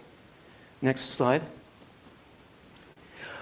Okay, so I'm not going to open everything up, because this is the thing that you're going to discover, right? You're going to find this with the tools that you're going to receive, and you are also going to be given sessions and so on where you will actually discover what those tools are. Now, I would like us to set our intention now. Now, you may not think that this is totally possible, but I don't think you would have spent the money that you spent to come here if you didn't think it was possible. So make good on your investment, okay? I want somebody please to read this. Stand up, and who would like to stand up and read this for everybody? Now, stand up, please. Read this as your intention from the bottom of your heart, slowly so we can all feel it. When they gather, each of them should think that he has now come for the purpose of annulling self-love. It means that he will not consider how to satisfy his will to receive now, but will think as much as possible only of the love of others. This is the only way to acquire the desire and the need to acquire a new quality called the will to bestow. And from love of friends, one can reach love of the Creator, meaning wanting to give contentment to the Creator. Thanks. Someone else want to read this? Okay, now as he reads it, yeah, let's pass the mic down here. As he reads it, I want you to feel what he's feeling, recreate that whole thing in your heart. This is your promise to everybody here that you're going to do this work. This is what you want to get at the end of the work. You don't have to read it slow. Everybody's got it now. Okay. When they gather, each of them should think that he has now come for the purpose of annulling self-love. It means that he will not consider how to satisfy his will to receive now, but will think as much as possible only of the love of others. This is the only way to acquire the desire and the need to acquire a new quality called the will to bestow. And from love of friends, one can reach love of the Creator, meaning wanting to give contentment to the Creator. Great. Pass it that way. Zoomies. Someone from Zoom, can you also read this? Can you see it? Yeah? Okay. Okay, that first hand up there in the shadow. Who was that? It's me, Tony, Kathy Perillo. Hey, Kathy, how you doing? Good. Here we go. Good to hear it. Okay, now as Kathy reads it, this is your voice. This is your heart speaking. Okay, Kathy. Just got small for me. Can we go back to the bigger screen? It went from a big screen to a little screen. Oh, in the Zoom it did that. Yeah. You better have somebody else, Tony. Okay. You know, yeah. Who's somebody with bifocals? I can read it. Oh, now it's okay. Okay, go ahead, Kathy. Okay, go ahead. All right. Everybody, shh, calm down. So Tony, When they stop making me laugh. gather, each of them should think that he has now come for the purpose.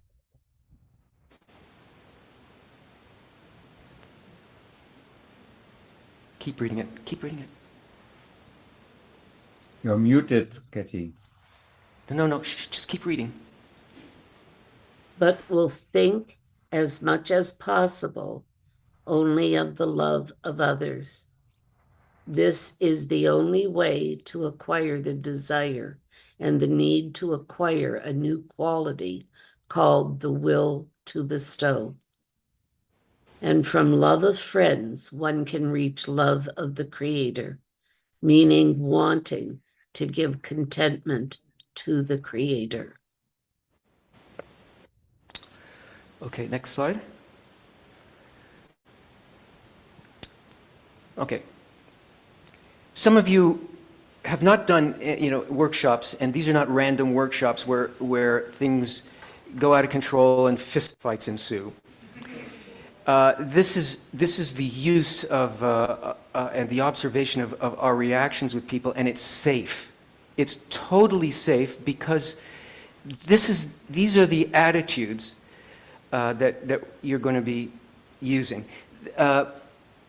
This actually is what would you call it? The character or the behavior of an enlightened person. And it's also a way of relating with people that allows the connection to guide us. So I'm going to read these to you, these 8 sort of guidelines of what to do. Close your eyes. I want you to feel this and react to it. It'll show up at other times, so you'll be able to remember all this. But just see what it feels like to think that this is how you're going to behave. Okay, so in the workshop, there is equality. In my eyes, everyone's equal. Nobody is considered more important than another. That includes me. We focus and connect. The only goal of getting together with the friends is to build a connection between you. Whatever you say or do should be aimed at enhancing unity and not for anything else. We speak from the heart.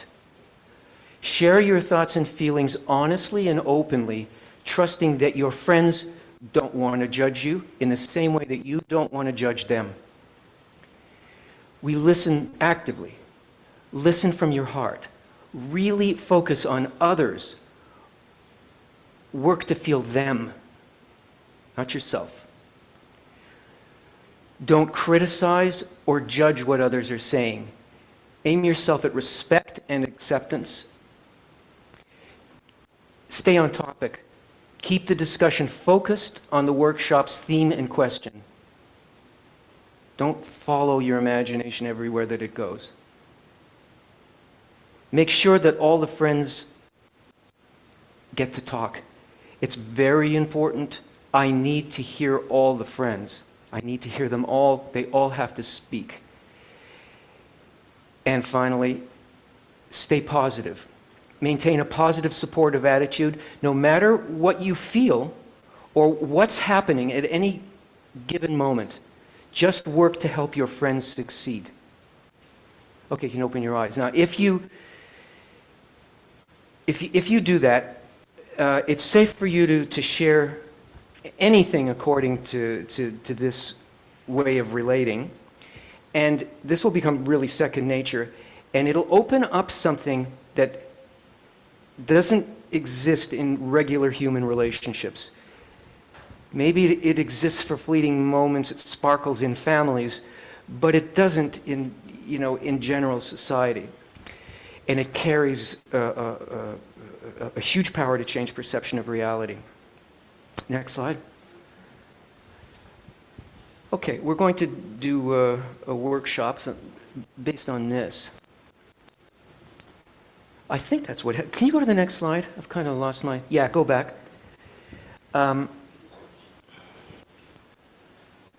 This is from the Zohar. Behold how good and how pleasant it is for brothers to also sit together. These are the friends as they sit together and are not separated from each other. At first they seem like people at war wishing to kill one another, and then they return to being in brotherly love. The Creator says about them, behold how good and how pleasant it is for brothers to also sit together. The word also comes to include the Shekhinah, or the light, the wholeness, with them. Moreover, the Creator listens to their words and has contentment and delights in them. Now, what's happening here is that the upper force is in unity. It is unity. And the brothers who sit together are also forming a unity. And this word here also, who also sit together, isn't that they got together and then they also sat and then they also talked and then they also ate some stuff. It is that the upper force or the Creator is in this configuration. And when those below us go into that configuration, it's as though the Creator says, they're doing what I'm doing also. And the process is really like that. Because at the beginning of our work, we were very much stuck in our idea of ourselves as individuals. And that's war, that's hatred, that's separation. Hatred and separation is the same thing in Kabbalistic terms. You may not feel it that way, but at the extremes of the curve, that's what they actually are. At first they seem like people at war, but they adjust with this method of how to come together, how to establish a bond of love that you could call brotherhood or sisterhood, kind of family. And the Creator listens to their words. This is interesting. But I'm not going to explain that. Let's go to the next slide. Okay, so let's do a workshop, and we're going to go to breakout rooms. I think since we're going to speak short and all of those things and stay focused, we're going to go for 4 minutes answering this question. When you're in a workshop, or as you imagine it just being with your friends here, under what condition could you say that the Creator is listening to our words? Okay, let's start. Go to the breakout rooms.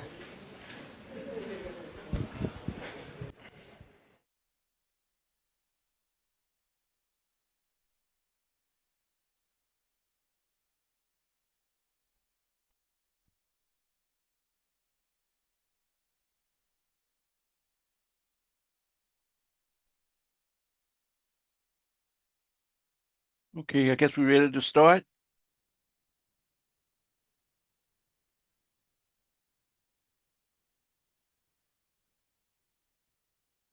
Okay.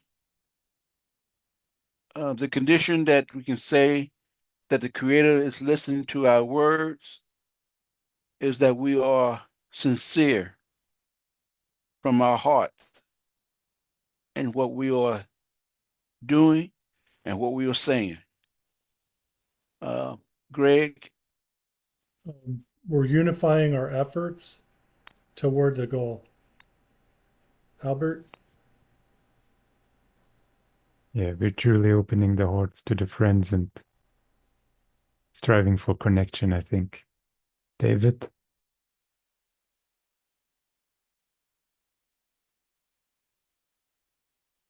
think there might be another David. I'm David G, so I hope I'm not the wrong one.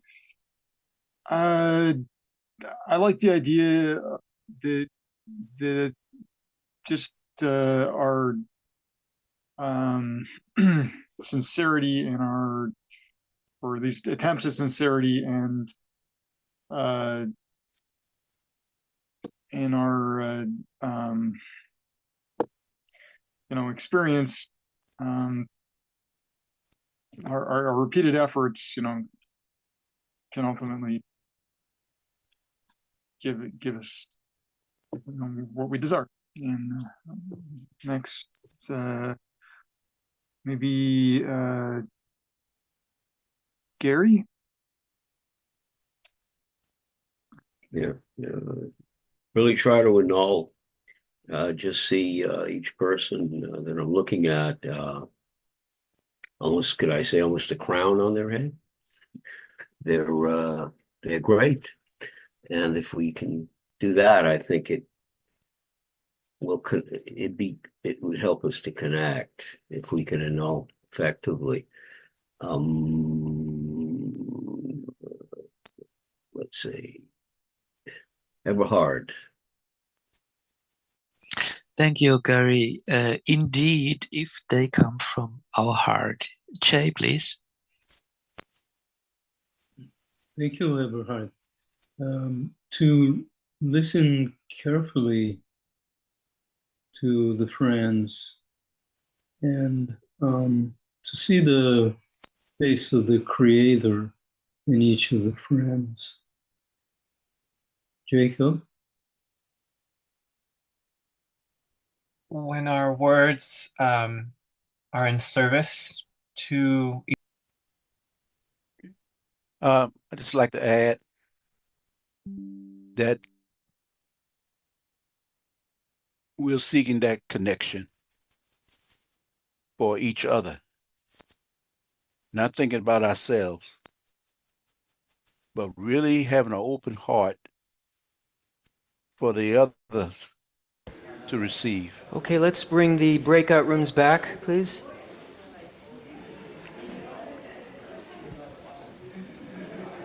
We missed you, Albert. I'm sorry. I was. It takes a minute for them to come back, so. I'm relieved then. Thank you.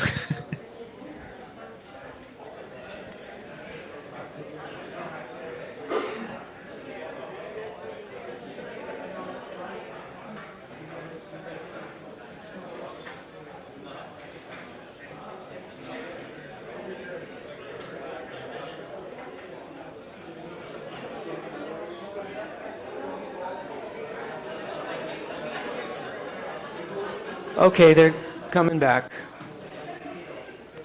All right, friends.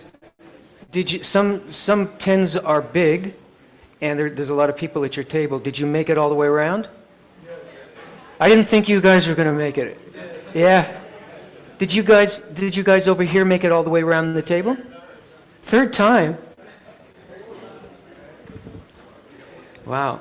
Everybody, well, the three guys there. If you didn't make it around the table, you should leave. Okay, good. Good. All right. What happened? Someone want to share? Anything worth sharing? Yeah. Stand up. Microphone?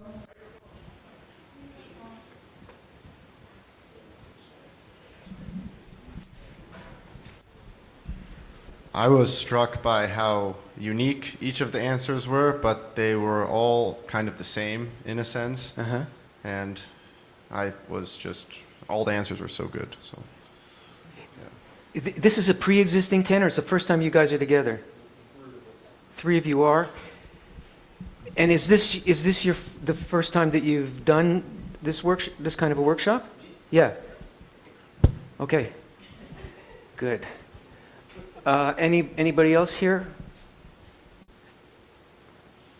Then that was like in the friends they wanted the same thing. Is that correct? Okay. What about on Zoom?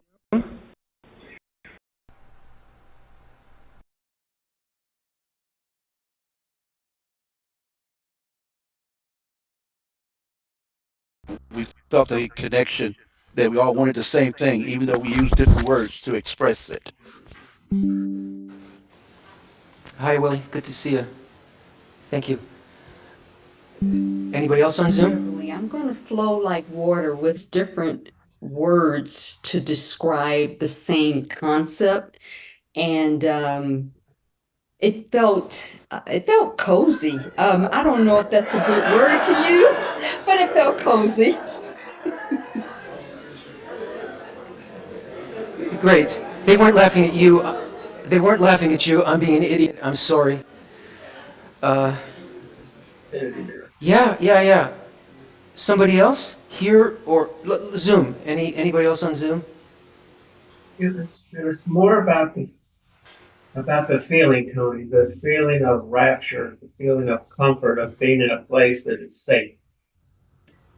Good. That emerged from the words that we shared, similar to the others in the entire group.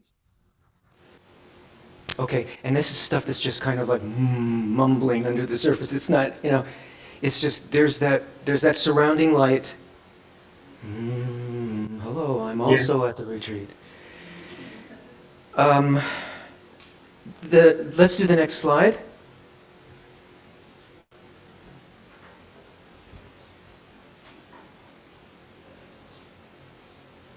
Only through the bonding with the society and the envy that he feels towards his friends when he sees that they have better qualities than his own, it motivates him to acquire their good qualities, which he doesn't have and of which he is jealous. Thus, through the society, he gains new qualities that he adopts by seeing that they're at a higher degree than his, and he's envious of them. This is the reason why now he can be greater than when he didn't have a society, since he acquires new powers through the society. Now, of our nature, it's aiming for us to use our nature in a completely different way. Use it in a useful way with an intention that aims it towards the love of friends, which will ultimately reveal that upper force of the love of the Creator, who will draw that into us. So when it says envy and jealousy and wanting those things, look, that's what we are. We are the will to receive. We are only motivated by desire, lack of desire, things that we see from other people that we want. And it can either be used for good, meaning to fulfill the purpose of creation, or it could be used just to fulfill myself, in which we look at that in ourselves and we say nasty, and we don't really want that. No, we have to learn to use that and work above it. Okay, so that's what's happening here. Now, here's the workshop question. Let's go to that. Do the workshop from what you are actually experiencing in the moment. Watch, observe it within yourself, and see if you can track what blocks you from feeling that your friend's qualities are superior to yours. And then maybe you could catch this as well, maybe not. What might allow you to feel it? Again, exactly, not theory, but observing what's going on in that field between you and in your own heart, or what you think is your heart. What is blocking you from feeling that your friend's qualities are superior to yours? And what might allow you to feel it? So let's go to breakout rooms. Go to breakout rooms. We'll do this one a little longer. We'll do 6 minutes on this one, and you do rounds.